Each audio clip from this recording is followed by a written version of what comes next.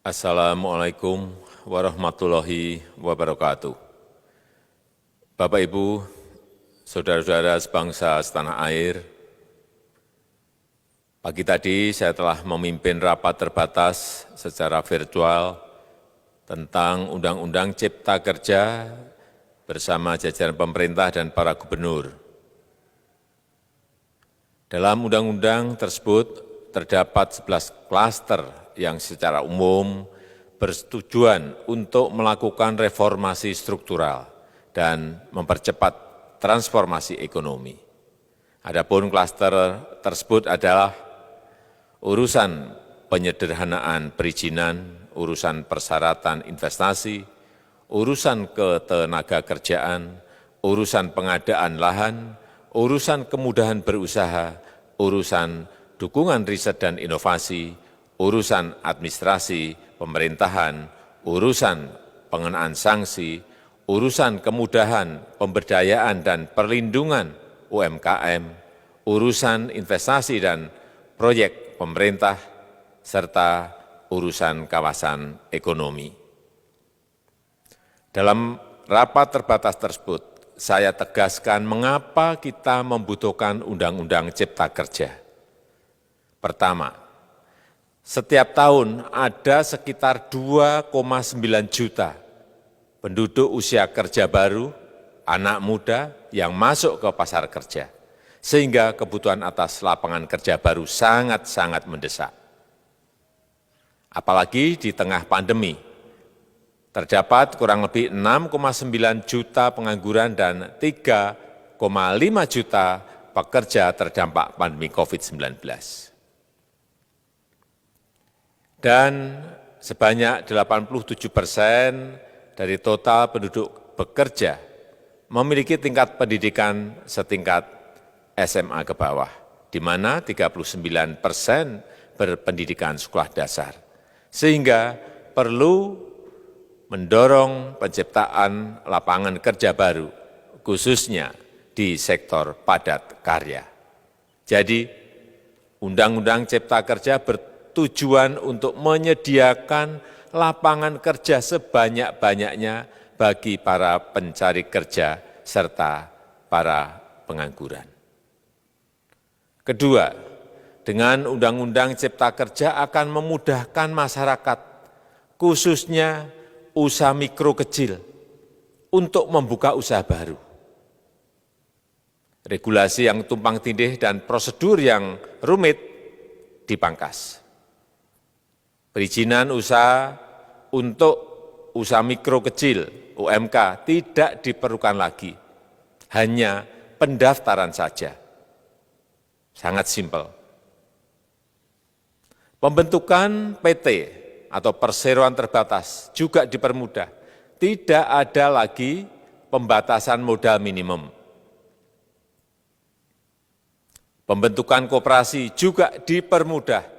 Jumlahnya hanya 9 orang saja.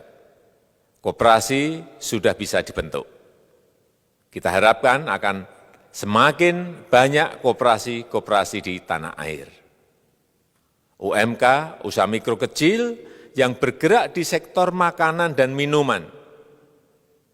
Sertifikasi halalnya dibiayai pemerintah, artinya gratis.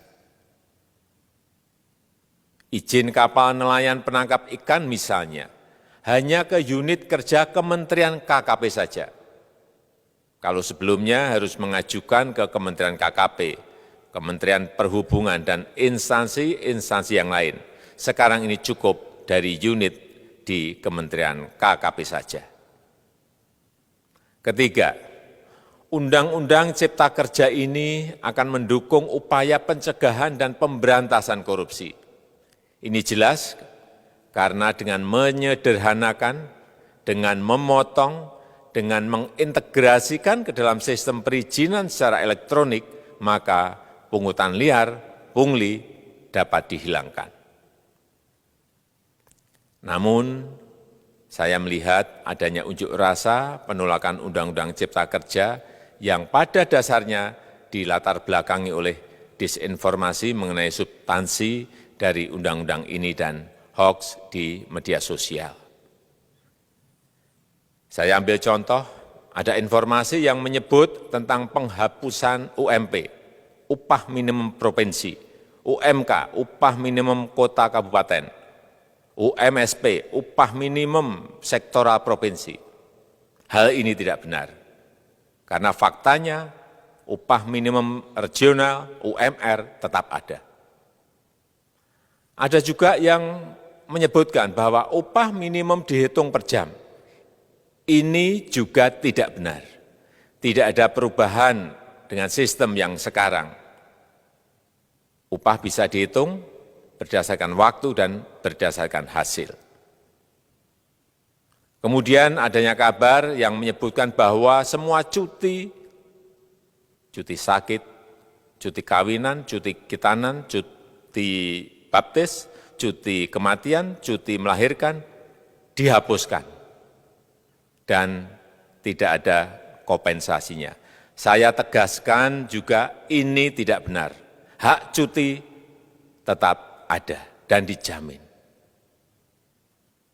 Kemudian apakah perusahaan bisa mem-PHK kapanpun secara sepihak?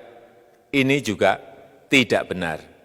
Yang benar, perusahaan tidak bisa me-PHK secara sepihak. Kemudian juga pertanyaan mengenai benarkah jaminan sosial dan kesejahteraan lainnya hilang. Yang benar, jaminan sosial tetap ada. Yang juga sering diberitakan tidak benar adalah mengenai dihapusnya AMDAL, analisis mengenai dampak lingkungan. Itu juga tidak benar. AMDAL tetap ada. Bagi industri besar harus studi AMDAL yang ketat. Tetapi bagi UMKM lebih ditekankan pada pendampingan dan pengawasan. Ada juga berita mengenai Undang-Undang Cipta Kerja ini mendorong komersialisasi pendidikan. Ini juga tidak benar. Karena yang diatur hanyalah pendidikan formal di kawasan ekonomi khusus, di KEK. Sedangkan perizinan pendidikan tidak diatur di dalam Undang-Undang Cipta Kerja ini. Apalagi perizinan untuk pendidikan di pondok pesantren. Itu tidak diatur sama sekali dalam Undang-Undang Cipta Kerja ini. Dan aturannya yang selama ini ada tetap berlaku. Kemudian diberitakan bahwa keberadaan bank tanah. Bank tanah ini diperlukan untuk menjamin kepentingan umum, kepentingan sosial, kepentingan pembangunan nasional, pemerataan ekonomi, dan konsolidasi lahan serta reforma agraria.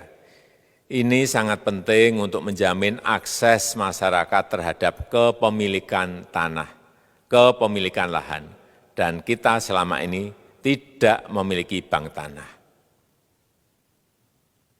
Saya tegaskan juga bahwa Undang-Undang Cipta Kerja ini tidak melakukan resentralisasi kewenangan dari pemerintah daerah ke pemerintah pusat. Tidak ada. Perizinan berusaha dan pengawasannya tetap dilakukan oleh pemerintah daerah sesuai dengan NSPK, norma, standar, prosedur, dan kriteria yang ditetapkan pemerintah pusat. Ini agar dapat tercipta standar pelayanan yang baik di seluruh daerah, dan penetapan NSPK ini dapat nanti akan diatur di dalam PP atau peraturan pemerintah.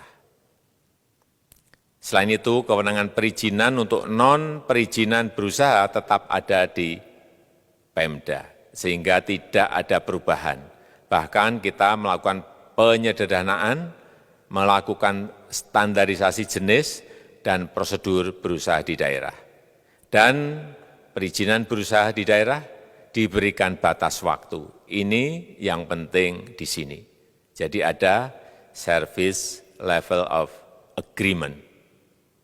Permohonan perizinan dianggap disetujui bila batas waktu telah terlewati.